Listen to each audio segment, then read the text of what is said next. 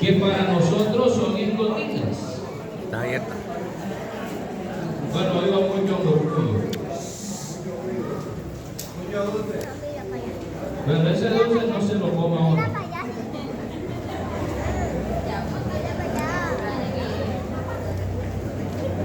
Mucho murmullo. Oigan, vamos a estar atentos.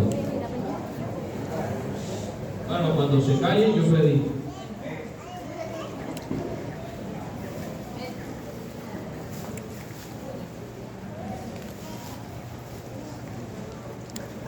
Bueno, el Señor creó los cielos.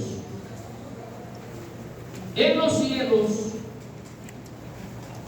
hay ángeles, arcángeles, serafines, terafines. Digamos que ese es el ejército que Dios tiene. Cada ángel tiene una función. Bueno, ese no es el tema de hoy, angiología.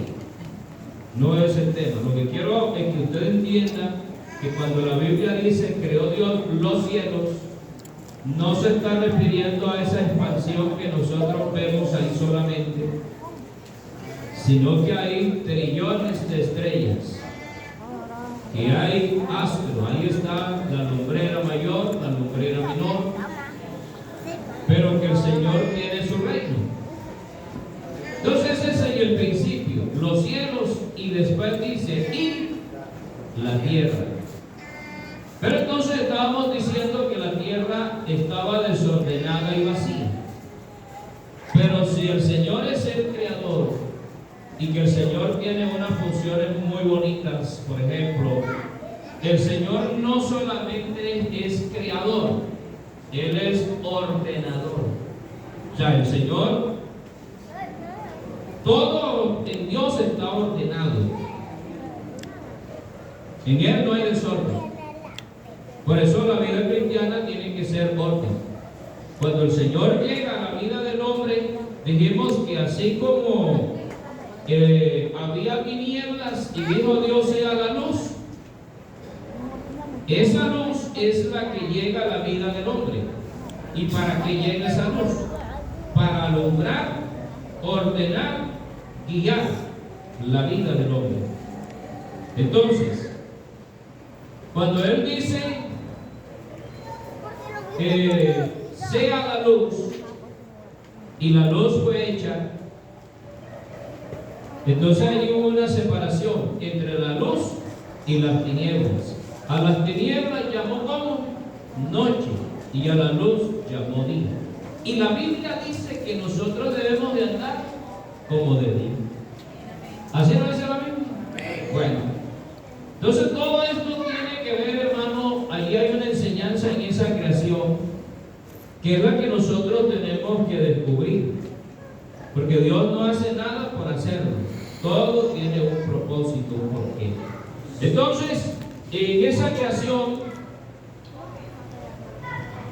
estaba preguntando la vez pasada que si cuando Dios hizo los cielos y la tierra, si la tierra estaba desordenada al comienzo cuando Dios la creó, o fue que alguien la desordenó. ¿Ustedes investigaron eso? ¿O se les olvidó la tarea?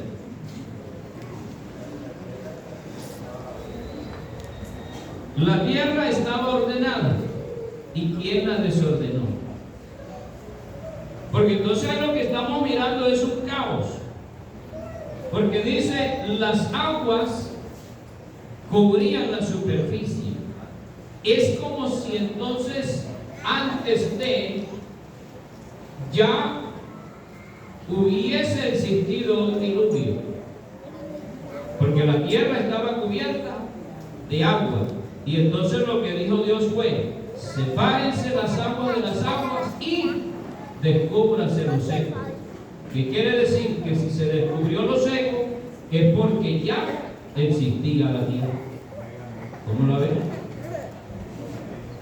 ¿O no es eso lo que está diciendo la Biblia? Y entonces, ¿qué quiere decir? Que hubo un antes de. Pero eso no es lo que yo quiero explicarles, sino para que vayamos entendiendo el principio de las cosas y cuál es el propósito que Dios tiene con la iglesia. Entonces, todo esto de la creación tiene ese propósito. También estuve explicando ahí así, a medias. ¿En cuántos días fue que el Señor hizo la creación? 6 días. ¿En qué día fue que hizo el hombre?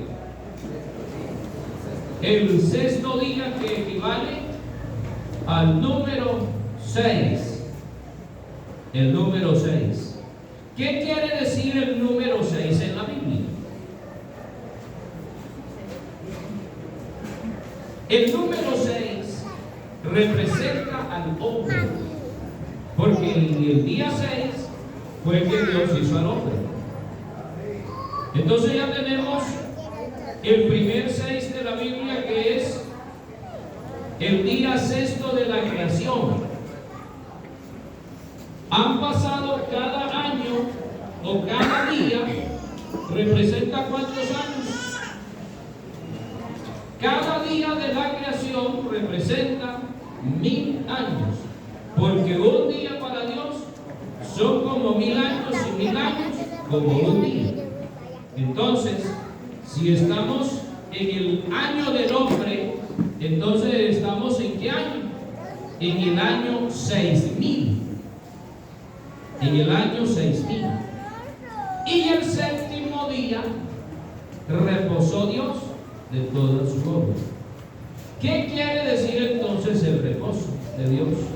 Si el séptimo día reposó, esto para nosotros tiene que traernos entonces, hermano, una apreciación muy grande. Y es que la iglesia y el pueblo de Israel están para entrar en el reposo de Dios. Y se lo explico de la siguiente manera. Bueno, ¿cuántos estamos esperando aquí que el Señor levante su iglesia? Bueno, el Señor va a levantar su iglesia. ¿En qué año va a levantar la iglesia? La Biblia no lo dice. Pero sí esperamos que entremos en el reposo de Dios, porque el séptimo día Dios reposó. Y entonces ese séptimo día está representando un reposo de 1000 años. Y esos 1000 años van a ser, después que el Señor levante la iglesia, entrará el mundo en la gran tribulación 7 años. Cuando terminen los 7 años, el Señor vendrá con su iglesia. Oiga, no por su iglesia, sino con su iglesia, porque ya Él se la habrá llevado. Y entonces vendrá el Señor al juicio de las naciones, que se hará aquí en esta tierra, el juicio de las naciones. Eso está en San Mateo, creo que el 26. Entonces, de allí, hermano, usted podrá desprenderse. Y entonces, 1000 años representa el reposo de Dios en la tierra, con su iglesia y con los que hayan sido salvos de la nación de Israel. ¿Por qué explicar todo esto? Porque la iglesia, nosotros tenemos que saber qué es lo que yo hago aquí todos los domingos en la mañana. Porque nosotros no vamos a venir un domingo en la mañana como hacen los demás grupos religiosos, y luego se van y las personas hacen y deshacen y al domingo vuelven otra vez, porque ellos se sienten bien llegando a X congregación, dando una ofrenda, en algunos casos una limosna, hacen su oración, pero se van a la casa y vuelven a sus actividades mundanas. ¿Usted cree que nosotros somos así? La iglesia de Dios no funciona de esa manera. La iglesia de Dios tiene que ser algo especial. Y nosotros somos los que nos estamos preparando, no de domingo en domingo, sino de día en día, para el día que el Señor levante su iglesia. Ese es el asunto de esto. Si eso no es así, y si para usted no es así, déjeme decirle que está en el lugar equivocado. Porque esta iglesia cree que Jesucristo viene por ella. Al menos yo estoy aquí esperando al Señor? A mí me metieron esto entre ceja y ceja desde que me entregué al Señor. Tienes que prepararte para que cuando Cristo venga te vayas conmigo. Y no es que otra cosa, sino creerlo. Pero ¿sabe una cosa, hermano? Yo no me quedé pensando que solamente yo voy para el cielo. Yo me he puesto a pensar qué voy a hacer en el cielo. Usted no se ha puesto a pensar qué va a hacer usted en el cielo. Hermano, allá le vamos a cantar por la eternidad. ¿Eso será verdad? Usted sabe que vamos a vivir por la eternidad en el cielo. No vaya analizando preguntas. ¿Viviremos por la eternidad en el cielo? ¿Usted qué dice? ¿Sí o no? No, ¿verdad? ¿Dónde dice eso en la Biblia? Porque aquí, hermano, tú tienes que ser bíblico.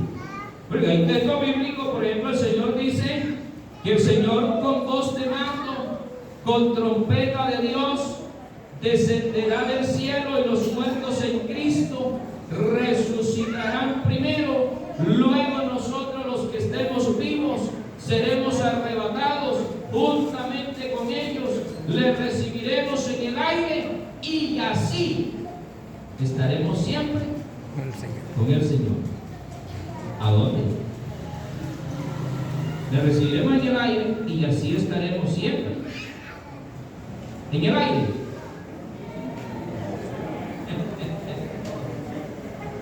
Una cosa es estar con el Señor y otra cosa es estar en el aire con el Señor. Lo que está diciendo es que estaremos siempre con el Señor. Cuando yo me casé, la hermana Arlene siempre ha estado conmigo, pero no siempre hemos estado en el mismo lugar que nos casamos. Yo le he tocado andar por todas partes. A donde yo voy, ahí va ella. Entonces, el día que el Señor se lleve su iglesia, el Señor Jesús va a andar con su novia o con su esposa. O sea que estaremos siempre. Lo que no está diciendo es entonces, pero con Él sí vamos a estar. Entonces, eso es lo que nos tiene que llenar de gozo. Ahora, ¿con qué cuerpo andaremos? Esa es la otra. Estos todavía no es enseñanza, estos que a lo largo del recorrer del camino vamos a ir pensando en todo esto. Sino para que entendamos, hermanos, bueno, el día que el Señor levante su iglesia, ¿con qué cuerpo nos vamos a ir? ¿Con este o con otro? Cuerpo glorificado. Bueno, ¿qué le dice la Biblia, hermano? ¿Ah? Seremos transformados. Y esa transformación será que nos quedamos con este mismo cuerpo o nos vamos con otro.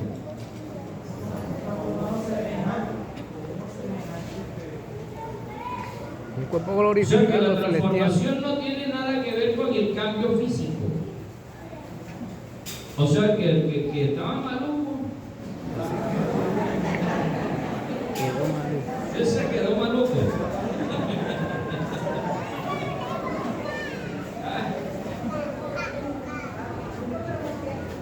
Así.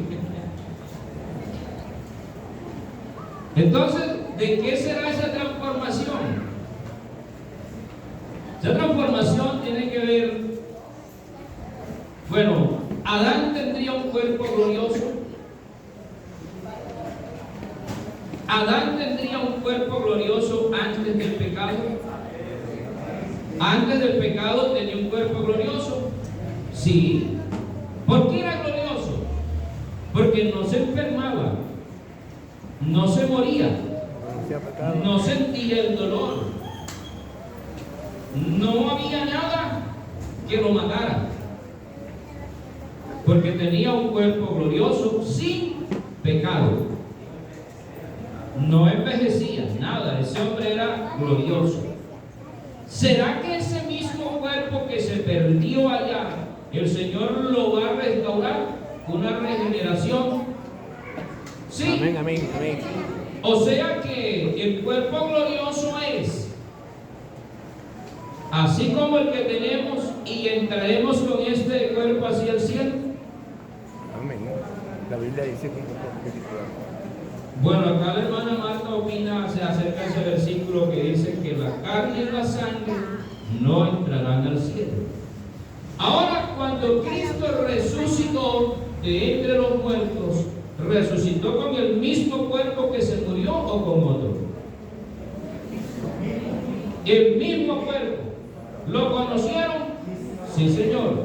Cuando se fue al cielo, ¿con qué cuerpo se fue? glorificado. Con el mismo. Claro. Glorificado ya. ¿Y tenía carne y sangre?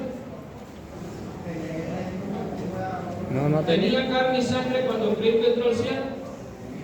No. Sí. Y entonces nosotros seremos resucitados a semejanza de Cristo, con sangre y carne, y entraremos al cielo. Recuerde que la carne y la sangre que no entran al cielo es la carne y la sangre contaminada. Claro. Un cuerpo con pecado. Pero si nosotros estamos sin pecado y estamos transformados, ya nuestra sangre y nuestra carne no están contaminadas. Ya un cuerpo glorificado. Ahora sí vamos entendiendo algo. Porque entonces, ¿con qué cuerpo vamos a entrar al cielo? Ahora, cuando uno muere, ¿a dónde va el espíritu?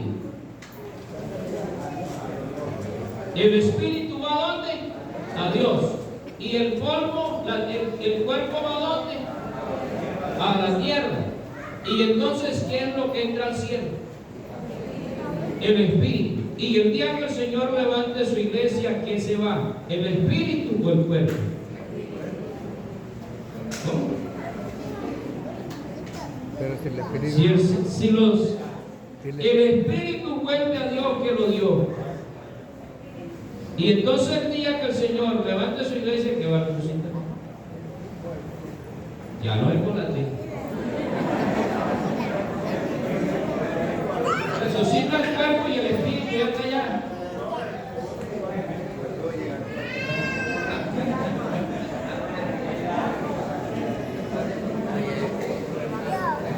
¿Y el alma dónde está? Porque ¿qué es el alma entonces? Porque cuando el Señor, estamos en el principio, mire, hizo Dios al hombre a imagen y semejanza, dice, el hombre era un ser estático, cuerpo ahí nada más, sopló en su nariz, le dio aliento de vida y fue el hombre un ser viviente, alma viviente. Entonces, ¿de qué se compone el alma? El alma se compone de pensamientos, de razonamientos, de sensaciones, de emociones. ¿Qué quiere decir? Que una vez que el espíritu entró en contacto con el cuerpo, se fusionó el alma. O sea, que una vez que el hombre muere y queda sin pensamiento, ¿qué pasa con el alma? Por eso es que dice, el espíritu vuelve a Dios que lo dio y en la tierra vuelve, y entonces el alma ¿qué? Ahí está el otro meollo. Eso tenemos que verlo algún día después. ¿Por qué razón? Porque nosotros tenemos que saber qué es lo que hacemos aquí comiendo. Usted no puede venir nada más a cantar y a cantar y a cantar y a vivir un ratico sabroso y el resto de tiempo no sabemos qué estamos haciendo. Entonces, mis hermanos, el Señor, el que Eclesiastés dice, el espíritu vuelve a Dios que lo dio, y el cuerpo vuelve a la tierra como era. Pero entonces, si ya el espíritu está, ahora pregunto eso, ¿los espíritus de los muertos están en el cielo?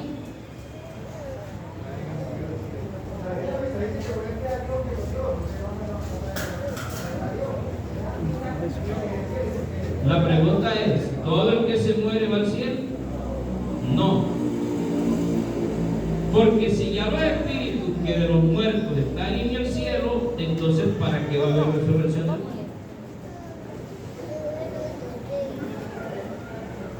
Entonces, si hay resurrección de muertos es porque como los muertos. También. Todos vamos a... Los muertos en Cristo resucitarán primero. Luego nosotros, los que estemos vivos, seremos transformados. O sea, tanto lo uno para lo otro es la misma transformación. Y la tengo a la otra. ¿Sabe usted que todos moriremos? No. El apóstol Pablo dice, los que estemos vivos. Pero también dice que es necesario. ¿Cómo dice usted, doctor? Está establecido para todos que mueran cuántas veces. Y si Cristo murió, todos moriremos. Aquí dice la Biblia, si Cristo murió, todos moriremos. ¿Y en qué momento nos toca morirse el Señor levanta su mesa? Entonces, para ser transformados tenemos que morir. Y eso será una muerte súbita. Usted no se preocupe por eso, usted se va a morir. No va a haber entierro ni nada de eso, ni velorio ni nada, pero va a morir. Tiene que morir. Está establecido. Pablo dice, los que estemos vivos en ese momento seremos transformados.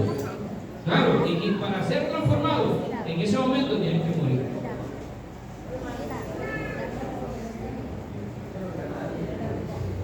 De muerte a vida. Bueno, entonces ya hay material aquí para que usted vaya pensando, hermano.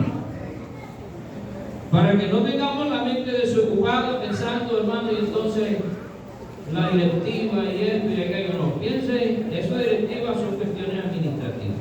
Son buenas, pero lo que más nos interesa a nosotros es cómo es que nos vamos a salvar. Bueno, listo.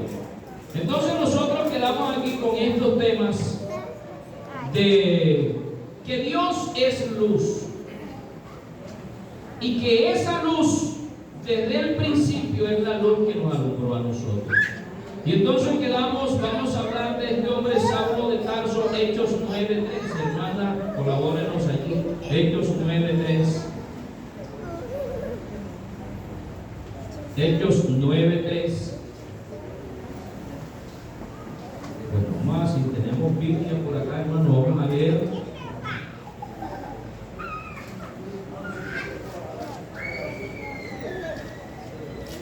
Hechos 9:3.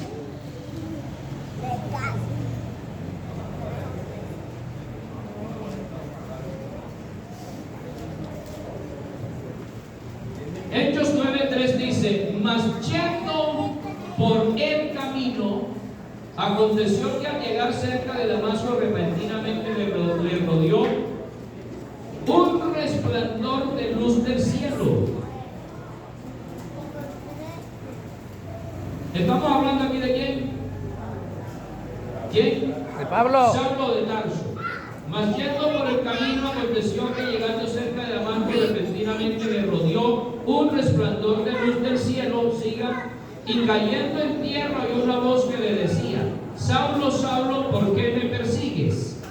Él dijo, ¿quién eres, Señor? Y le dijo, yo soy Jesús, a quien tú persigues. Dura cosa te es dar coces contra el aguijón. Bueno, dejémoslo ahí.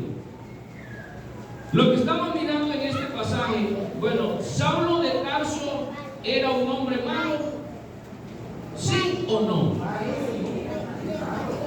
Es lo perverso, ¿por qué? Sí. Aleluya.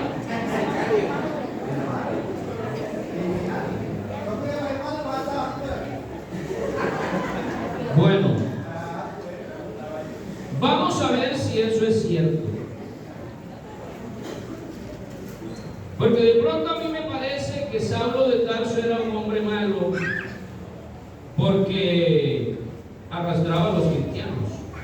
Pero ¿por qué los arrastraba? Por desconocer el amor de Dios. Porque la Biblia dice que Saulo de Tarso era un hombre celoso Amén. de la ley de Dios. Claro. Siendo celoso de la ley de Dios, podría ser un criminal.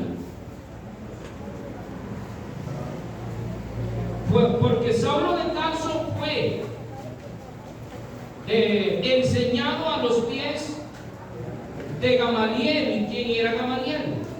Un hombre excelentísimo en la nación de Israel, maestro en Israel, estudioso y celoso de la ley. Y Saulo de Tarso estudió en las mejores escuelas para guiar a la nación de Israel con todo lo referente a la ley de Dios. ¿Podría ser entonces su criminal? ¿Un hombre malo? Pues yo le voy a decir que no era malo. Porque este Saulo de Tarso lo que hacía, lo hacía por el tiempo en que él estaba viviendo, que era el tiempo de la ley.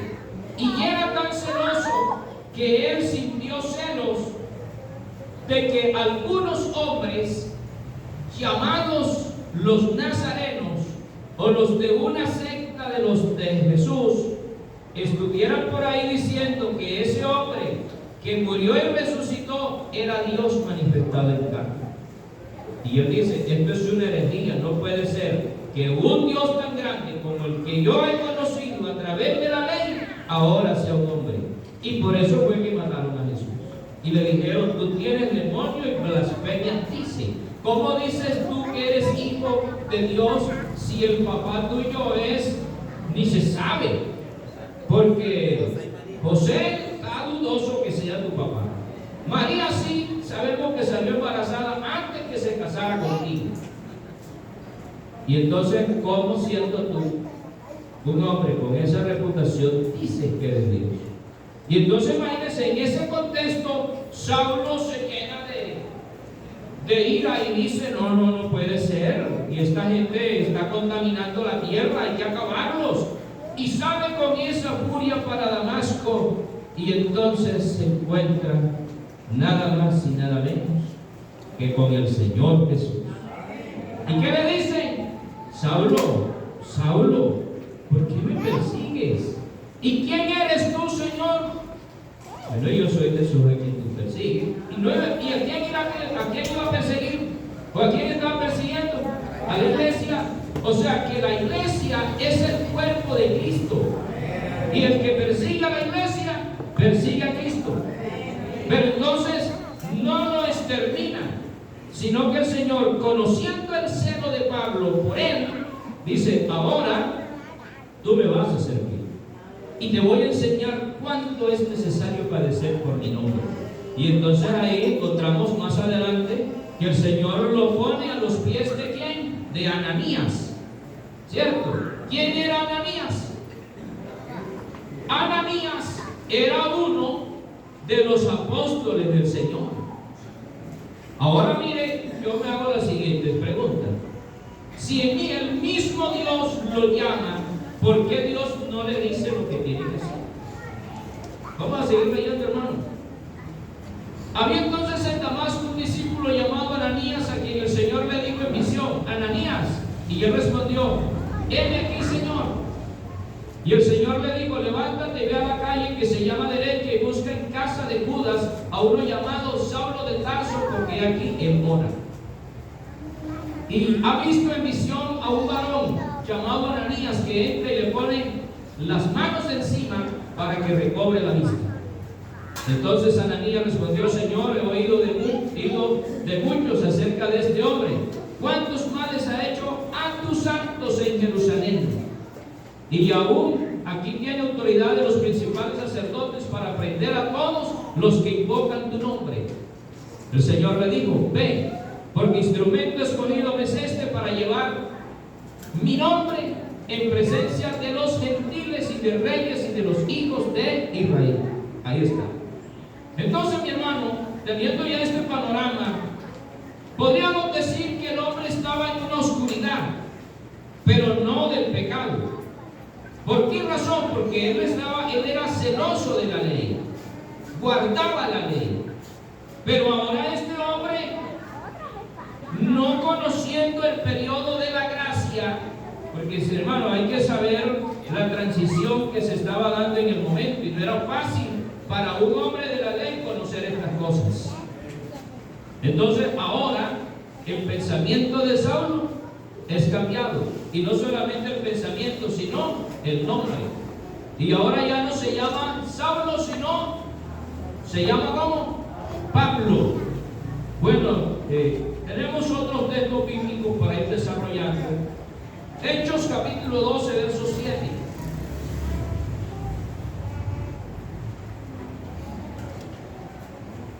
Verso 7 dice: he aquí que se presentó un ángel del Señor, y una luz resplandeció en la cárcel, y tocando a Pedro en el costado le despertó diciendo: levántate pronto, y las cadenas se le cayeron de las manos. Y le dijo el ángel: cíñete y átate las sandalias. Y le hizo así, le dijo: envuélvete en tu manto y sígueme. ¿Qué fue lo que sucedió con él? ¿Qué fue lo que resplandeció? Una luz. O sea, ¿por qué siempre la luz tiene que estar presente? En cada ocasión. Bueno, yo no sé si usted, cuando ha estado metido en un problema y usted dice: hermano, y me vino la luz. Nunca dijo eso. Hermano, y se me alumbró el bombillo. La luz está relacionada con resolver problemas. La luz está presente en los momentos de dificultades. Hay otros que dicen: y vi la luz en el túnel, al final del túnel. O sea, ¿qué quiere decir? Otros dicen: hermano, una lucecita de esperanza. La luz siempre está relacionada con todo esto. Vamos a tener otro Hechos 12:7, Hechos 13:47. Porque así nos ha mandado el Señor diciendo: ¿te he puesto para qué? Para luz de los gentiles, a fin de que seas para salvación. ¿Hasta dónde? Hasta lo último de la tierra. Retrocédeme el verso antes, el 45.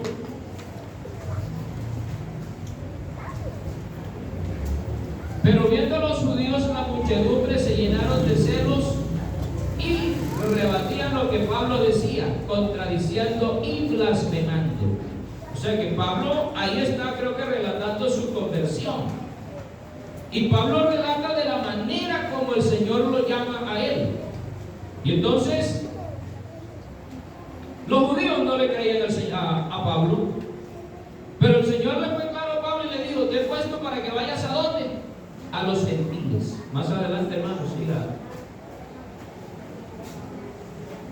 He aquí nos volvemos a los gentiles.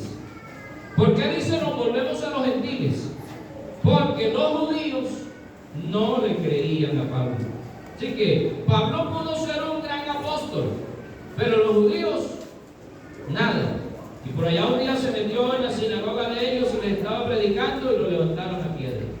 Y en otra ocasión lo levantaron a Pablo y lo botaron por allá, muerto ya. Entonces a veces uno no entiende algunas cosas, pero el Señor le fue claro a él: lo he puesto para que sea luz a los gentiles. Tenemos otro texto, Hechos 13, 47, 46 al 47, hermano. Porque así nos ha mandado el Señor diciendo, ya se lo leímos: te he puesto para luz a los gentiles. ¿De qué manera puede ser uno luz a los gentiles? Hermano, a través del Evangelio, a través de la palabra. O sea, no es, hermano, yo quisiera que nosotros, sacáramos el culto pentecostal de aquí. Porque uno dice: hermano, es que uno en la iglesia se siente bien, uno en el culto canta y adora, todo eso está bien. Pero hermanos, usted tiene que llevar un culto a su casa. No que los hermanos tengan que ir a hacer el culto a la casa. Usted es el dueño del culto en su casa. ¿Y de qué manera se hace el culto en casa, hermano? Oiga, buena pregunta. Ahora les hago la otra pregunta: ¿cuántos cultos, cuántas clases de culto menciona la Biblia? Hay 2 clases de culto: el culto congregacional y el culto racional. ¿Cuál es el mejor de los dos? El racional. Porque el culto congregacional, todos venimos y cantamos. A ver, hermano, cantemos. Si usted afina todo y listo, y cantemos juntos y listo, bonito. Pero en el culto racional, ¿cuántos cantan en casa? Amén, amén. Amén. Porque a Dios se le canta en la casa, y en la calle, y en todas partes donde uno quiera. Claro. ¿Qué hace uno en el culto racional? ¿A usted hay que mandarlo a leer la Biblia en casa? No, no hay que mandarlo. Pero ya cierta ocasión, bueno, eso son anécdotas, que a la hermana se le perdieron las gafas y ella no leía la Biblia porque no encontraba las gafas. Un día cualquiera dijo, bueno, vamos a leer la Biblia sin gafas. Y vamos a ver que las gafas estaban en la Biblia. ¿Cómo lo ven? O sea, leía tanto que no sabía dónde estaban las gafas. Entonces, muchas veces nos puede suceder algo así. Entonces, no se puede leer la Biblia solo cuando yo vengo a la iglesia. Oye, supongo que es duro. Y vamos a dar más duro. Es que ya ahora la tenemos aquí en el televisor. ¿Para qué la vamos a llevar a la iglesia? La tengo aquí. Oye, hermano, la Biblia hay que cargarla. Amén, amén. Yo soy de los anticuados, viejitos, de esos anticuados que a mí me gusta cargar la Biblia. Aquí también hay así. Bueno, hermano, ya la Biblia la podemos cargar en el celular. Yo también la cargo aquí. No una, tengo multiversión. Pero también tengo aquí la de papel. No estoy diciendo que sea esto, que sea lo mejor, no. Pero el cristiano, hermano, tiene no solamente, porque el problema no es cargar la Biblia, el asunto es saber qué dice la Biblia. Usted puede cargar la Biblia, yo veo gente que carga la Biblia y para toda parte de la Biblia, pero no saben ni siquiera dónde está el Éxodo. Eso tampoco sirve así. Entonces, para que la luz resplandezca, yo tengo que saber manejar la palabra, saber ubicar la palabra. Entonces, de la manera que vamos a hacer luz a los gentiles, hermano, es a través del conocimiento que tenemos de la palabra. Amén. Entonces, en mi casa, yo tengo que tener ese culto racional.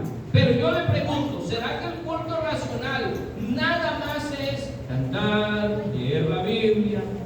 O porque nos vamos a la otra parte. ¿Y qué tal si yo no canto ni leo la Biblia? Porque de pronto no sé leer la Biblia y de pronto no soy muy buen cantor. Pero ¿qué tal con mi ejemplo de vida? ¿Qué será más? El ejemplo de vida. Alguien dice que mejor son los hechos que las palabras. ¿Sí o no? Mejor son los hechos. Yo no le digo a nadie que soy evangélico, pero la gente dice, oye, tú pareces evangélico. ¿Y qué tal que yo le diga a todo el mundo que soy cristiano, pero mis obras no? Es contradictorio. Entonces esto tiene que ver con la luz. La luz. Sigamos, hermano, con otro texto bíblico. Hechos capítulo 22. Hechos 22:6. Hechos 22:6. Listo. Pero aconteció que yendo yo al llegar cerca de Damasco como a mediodía, de repente me rodeó. A ver, ayúdame a leer. ¿Mucha qué? Mucha luz del cielo, y caí al suelo y oí una voz que me decía, Saulo, Saulo, ¿por qué me persigues? Escuchen eso. Bueno, vamos a ver si ahí está más adelante. Yo entonces respondí, ¿quién eres, Señor? Y él me dijo, yo soy Jesús de Nazaret, a quien tú persigues. Y los que estaban conmigo vieron a la verdad la luz y se espantaron, pero no entendieron la voz del que hablaba conmigo. Y dije, ¿qué haré, Señor? Y él dijo, y el Señor me dijo, levántate y ve a Damasco, se te dirá todo lo que está ordenado que hagas. Y esa es la pregunta que yo estaba haciendo. ¿Por qué Dios no le dijo no lo enseguida? ¿Y por qué Dios tuvo que valerse de Ananías? Un hombre que ni él conocía. Y yo le voy a decir, hermano, es que Dios es ordenado. Eso es lo que yo dije al comienzo, que Dios es ¿qué? Ordenado. Y Él ordenó a sus discípulos que prediquen el Evangelio. Y usted sabe que hay gente cerca que dice, si Dios no viene y me habla, yo no me entrego. Lo siento mucho, pero Dios no te va a hablar, sino por lo que ya estableció. Así no fue que le dijo el Señor al rico, si no llega Moisés y a los profetas, ni si se levantan los que se quieren levantar aquí, se van a persuadir. Porque ya Dios tiene ordenado quiénes son los que van a predicar el Evangelio. ¿Quiénes son, hermanos? La iglesia. Entonces, por eso el Señor se vale de todo esto. Siga, hermano. Y como yo no veía a causa de la gloria de la luz, llevado de la mano por los que estaban conmigo, llegué a Damasco.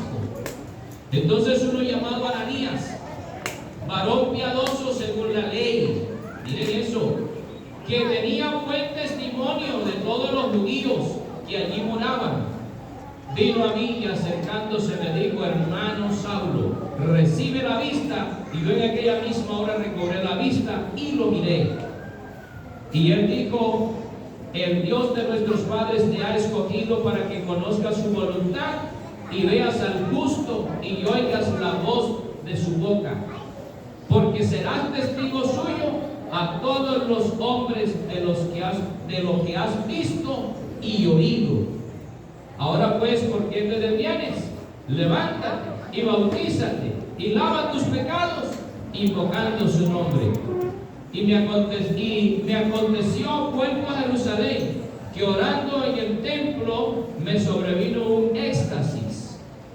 Y le vi que me decía, date prisa y sal prontamente de Jerusalén, porque no recibirán tu testimonio acerca de mí. Entonces, mire cómo Dios viene obrando ya con este hombre. Entonces, cuando Dios llega a la vida de un hombre, llega para ordenarlo. Eso es lo que tenemos que entender. Por eso, el cristiano no debe andar en desorden. ¿Pero qué es desorden? ¿Qué es desorden? Todo lo que sea pecado es desorden. Todo lo que sea pecado es desorden. Entonces, ¿Saulo de Tarso tenía un desorden? Sí. Porque no andaba ya conforme a la gracia, sino conforme a la ley. Que estaba actuando equivocadamente, sí. Porque era celoso de la ley, sí. Y entonces el Señor vino para corregirlo y cambiarle su mentalidad. Digamos, gloria a Dios. Llegamos hasta ¿qué versículo, hermano? Hasta el 18, vamos a seguir leyendo. Y yo dije, Señor, ellos saben que yo encarcelaba y azotaba a todas las sinagogas y a los que creían en ti. Y cuando se derramaba la sangre de Esteban, tu testigo, yo mismo también estaba presente y consentía en su muerte y guardaba la ropa de los que le mataban. Pero me dijo, ve, porque yo te enviaré lejos a los gentiles. Y le oyeron hasta esta palabra. Entonces alzaron la voz diciendo, quita de la tierra tal hombre, porque no conviene que viva. Y como ellos quitaban y arrojaban sus ropas y lanzaban polvo al aire, mandó al tribuno que le metiesen en la fortaleza y ordenó que fuese examinado con azotes para saber por qué causa clamaban así contra él. Pero cuando le ataron con correas, Pablo dijo al centurión que estaba presente, ¿os es lícito azotar a un ciudadano romano sin haber sido condenado? Cuando el centurión oyó esto, fue y dio aviso al tribuno diciendo, ¿qué vas a hacer? Porque este hombre es ciudadano romano. Dejémoslo hasta allí. Vamos, búsqueme el 13, ese es Hechos 22:6 y 26, hermanos, 26:13 al 18. A ver, digamos gloria a Dios. Oiga, ¿cuánto les gusta leer la Biblia aquí? Oiga, compa, vamos a leer la Biblia. ¿Cómo se llama esto aquí?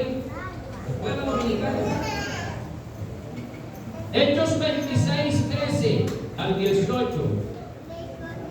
Cuando a mediodía, oh rey, yendo por el camino, vi una luz del cielo. Oiga eso, mire cómo dice, que sobrepasaba el resplandor del sol, la cual me rodeó a mí y a los que iban conmigo. Déjalo entender. ¿Cómo le parece esa luz? ¿Qué luz puede ser mayor que la del sol? A ver, ¿cuál fue el que vio Juan? Dice que vio uno refulgante, más que el sol. Y entonces este que alumbró a Pablo no es el mismo que nos ha alumbrado a nosotros. ¿Qué luz nos ha resplandecido a nosotros? Hermano, 2 de Corintios 4:4. Vamos a agilizar con los textos bíblicos. 2 de Corintios 4:4.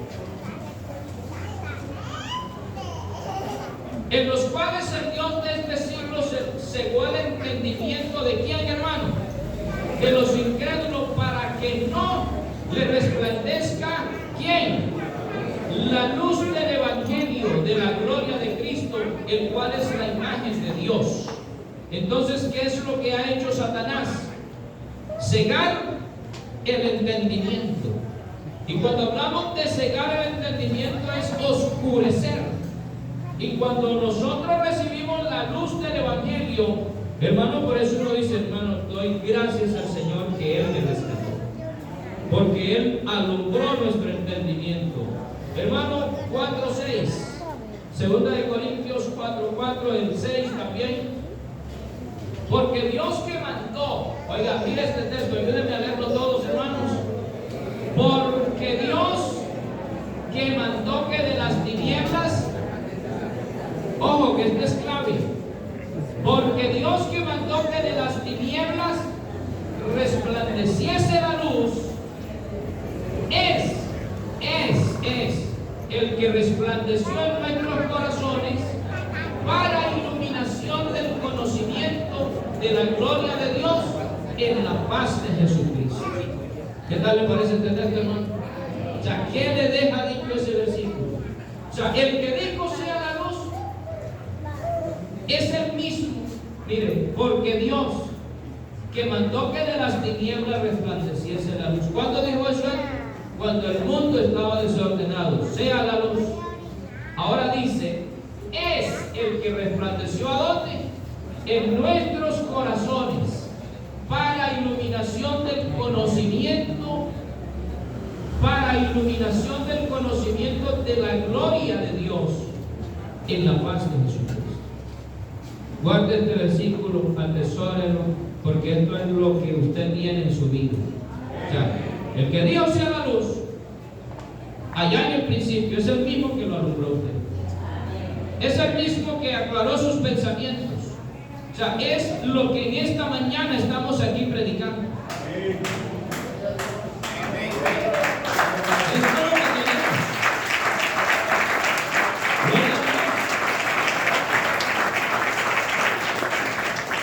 Primer libro de Tesalonicenses, primera carta de Tesalonicenses 5.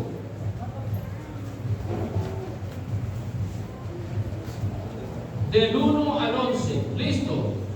Pero acerca de los tiempos y de las ocasiones no tenéis necesidad, hermanos, de que yo os escriba, porque vosotros sabéis perfectamente que el día del Señor vendrá así como ladrón en la noche. Que cuando digan paz y seguridad, entonces vendrá sobre ellos destrucción repentina como los dolores de la mujer encinta, y no escaparán. Mas vosotros, hermanos, a ver, ¿cómo dice? Mas vosotros, hermanos, no estáis en tinieblas, para que aquel día os sorprenda como ladrón. O sea que ese coro quedó en este momento eliminado. Como ladrón en la noche. anunciar su venida, la venida del Hijo del Hombre. Hermano, el Señor viene como ladrón en la noche. ¿Para quién viene como ladrón en la noche? Para los que están en tinieblas. Para los que estamos en luz, no viene como ladrón en la noche, porque yo le estoy esperando. Aquí lo dice: porque todos vosotros sois hijos de ¿quién? De luz, e hijos del día. No somos de la noche ni de las tinieblas. Por tanto, no durmamos como los demás, sino velemos y seamos sobrios. O sea que ya no podemos cantar más como ladrón en la noche. Porque yo no...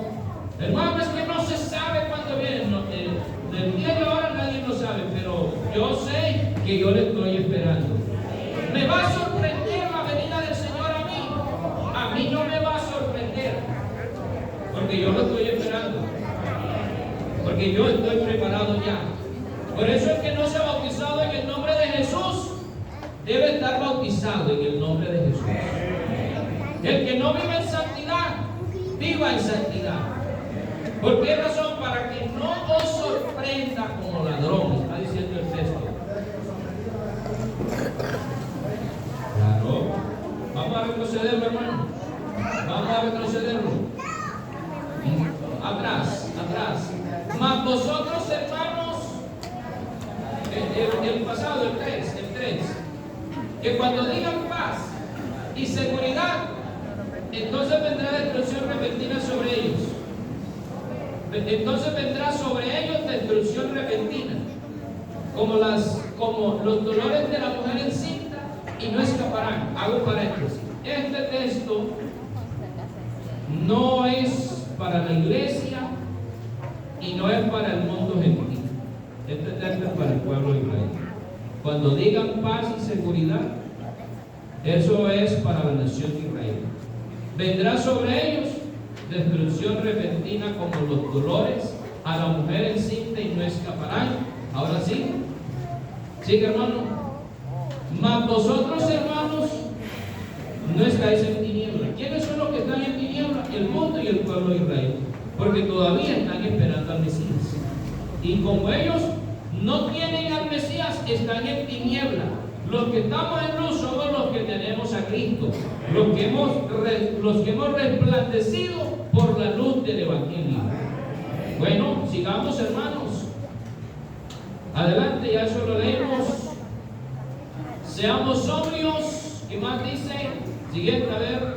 Pues los que duermen de noche duermen, los que se embriagan de noche se embriagarán.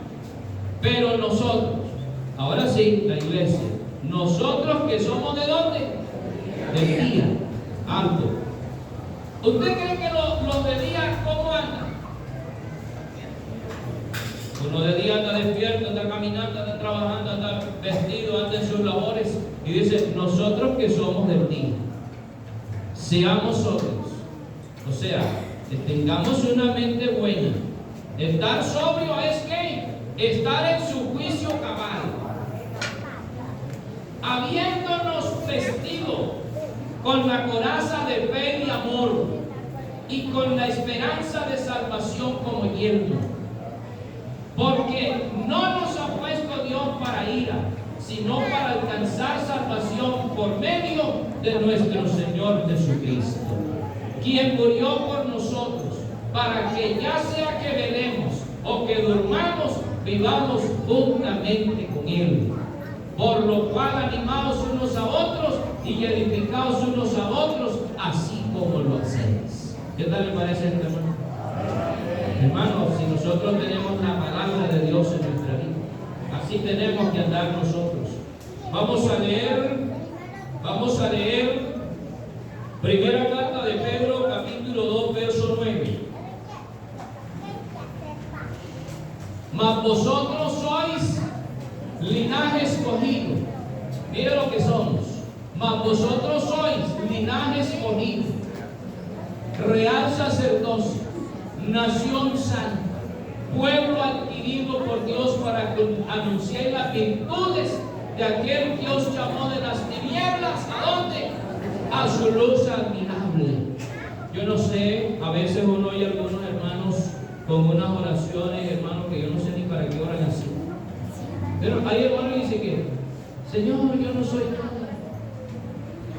Aquí estoy, Señor, como un gusano arrastrado en tus vidas.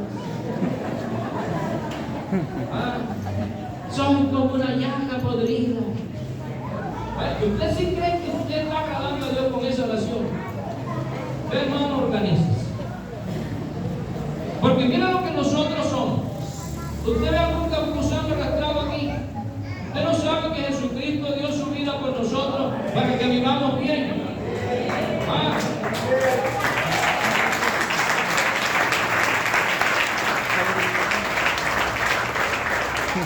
Es usted un linaje escogido, un real sacerdocio, una nación santa, un pueblo adquirido por Dios, para que anunciéis las virtudes del que nos llamó de las tinieblas. Hermano, así que nosotros tenemos aquí el tesoro más grande de la tierra. Entonces nosotros no podemos vivir de cualquier manera. No, Señor, ese tiempo de 2 años ya pasó. Sí, Señor. Primera de Juan 1, 5 al 10. Primera de Juan 1, 5 al 10. Este es el mensaje que hemos oído de él. Y os anunciamos: Dios es luz y no hay ninguna tiniebla sin él. Miren, este es el mensaje. Siga, hermano. Si decimos que tenemos comunión con él y andamos en tinieblas, mentimos y no practicamos la verdad. Pero si andamos en luz, como él está en luz, tenemos comunión unos con otros, y la sangre de Jesucristo, su Hijo, nos limpia de todo pecado. Si decimos que no tenemos pecado, nos engañamos a nosotros mismos y la verdad no está en nosotros. Si confesamos nuestros pecados, Él es fiel y justo para perdonar nuestros pecados y limpiarnos de toda maldad.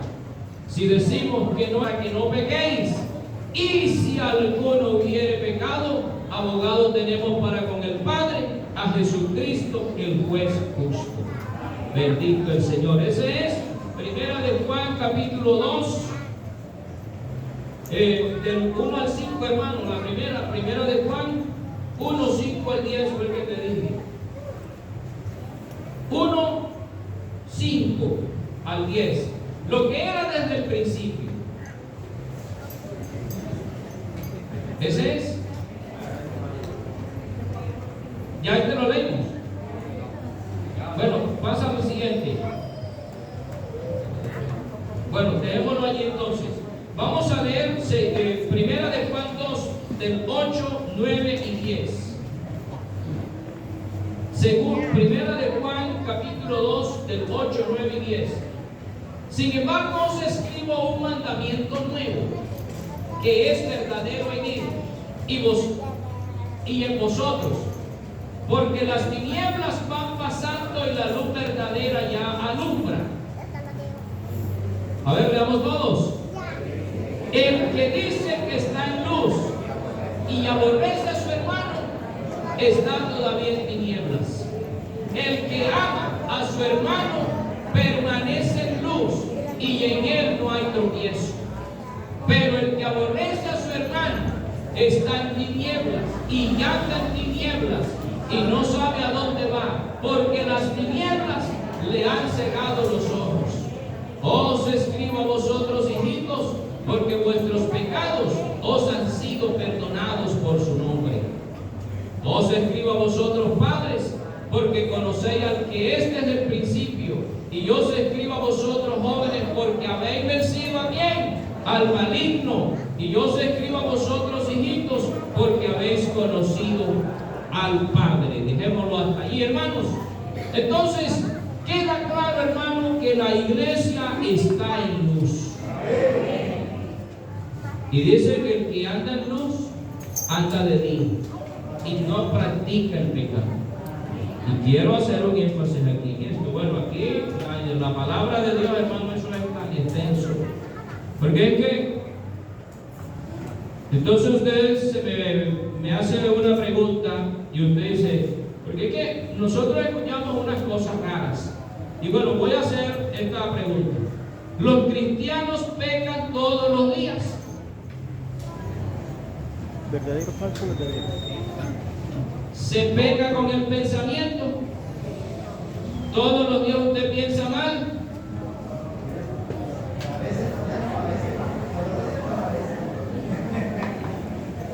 Bueno, ¿se peca con el pensamiento, sí o no? Sí. Bueno.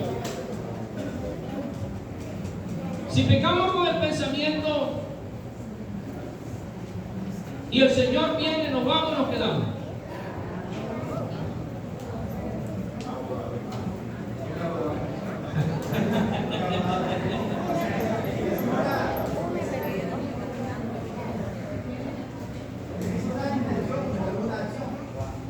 Yo quiero que nosotros entendamos, porque uno, hermano, escucha.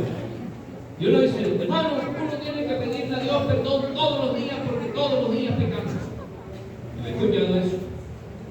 Bueno, de pedir perdón, a mí no me cuesta nada decirle, Señor, perdóname, si yo te he ofendido. Pero yo le hago otra pregunta.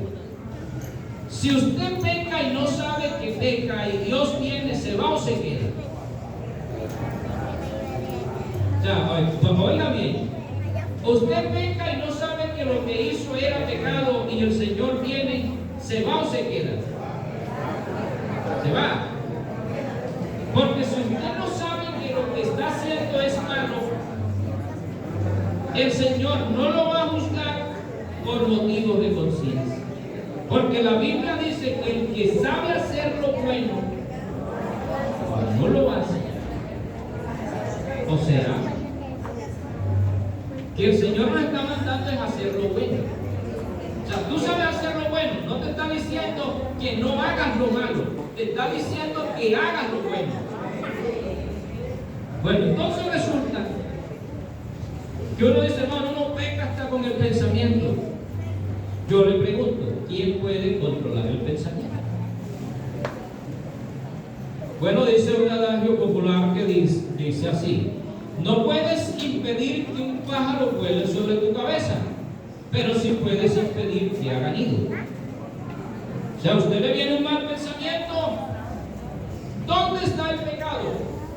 En que el pensamiento se ejecute. Pero, el Señor dice, hablando acerca de las fornicaciones, el que mira a una mujer para codiciar. O sea que él tiene una acción, una intención y una acción. ¿Con qué intención la miro y cuál es mi acción? Porque no puedo evitar mirar, pero sí puedo evitar codiciar.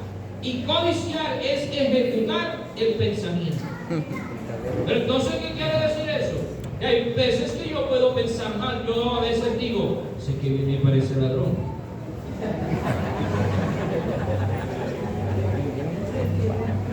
Pero no es un ladrón, es que parece. Pero entonces yo me prevengo. Entonces pensé mal de esa persona, vamos a ver que es un hermano. Fue que el Señor le cambió la vida, pero no le cambió el camarazón.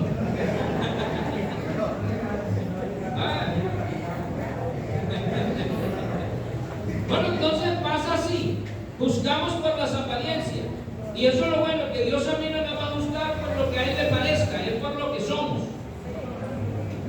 Entonces, uno puede juzgar, pero hermano, quien juzga todas las cosas, que sabe las intenciones, es el Señor. Entonces, por eso nosotros tenemos que estar llenos de la palabra de Dios. ¿Por qué decir esto? Porque uno escucha, hermanos, con una carga, hermano, impresionante, que dice, hermano, yo no estoy seguro de mi salvación. Yo creo que si Cristo viene, yo estoy perdido. Yo he perdido mi tiempo. Y no se atreven a hacer nada en la iglesia. No se atreven a tomar Santa Cena, no se atreven a ayunar, no se atreven a nada porque están perdidos. Yo le pregunto, hermano, ¿qué hizo Cristo en tu vida? O sea, si el Señor dice que el que creyere y fuere bautizado será salvo, y yo me bauticé, entonces con esa palabra yo estoy salvo. Debo de permanecer fiel a su palabra sí, entonces yo permanezco fiel, estoy salvo.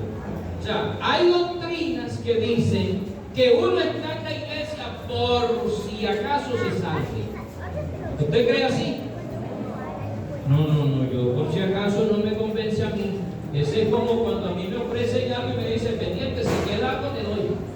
No, eso a mí no me convence, yo quiero lo mismo. Y yo estoy seguro que si Cristo viene, yo me voy. Yo eso, hermano, lo tengo seguro. Usted no puede estar vacilando con su salvación. ¿Seré que seré salvo o que no seré salvo? No. Crea lo que dice la palabra. Si alguno hubiere pecado,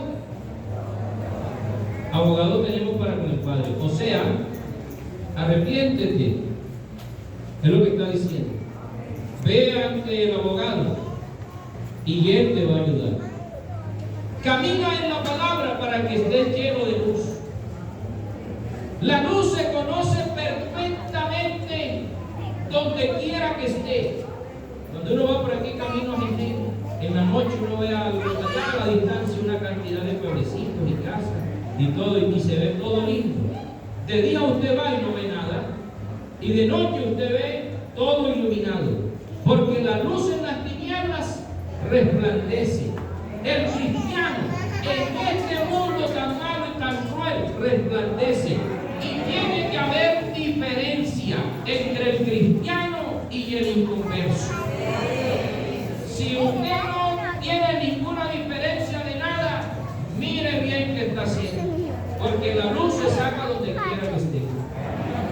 Entonces, mi hermano, la iglesia es luz, porque el Señor dijo, la vez pasada quedamos que Jesús ya no es la luz de este mundo. Así quedamos. ¿Quién es la luz de este mundo? La iglesia. ¿Por qué Jesús no es la luz de este mundo?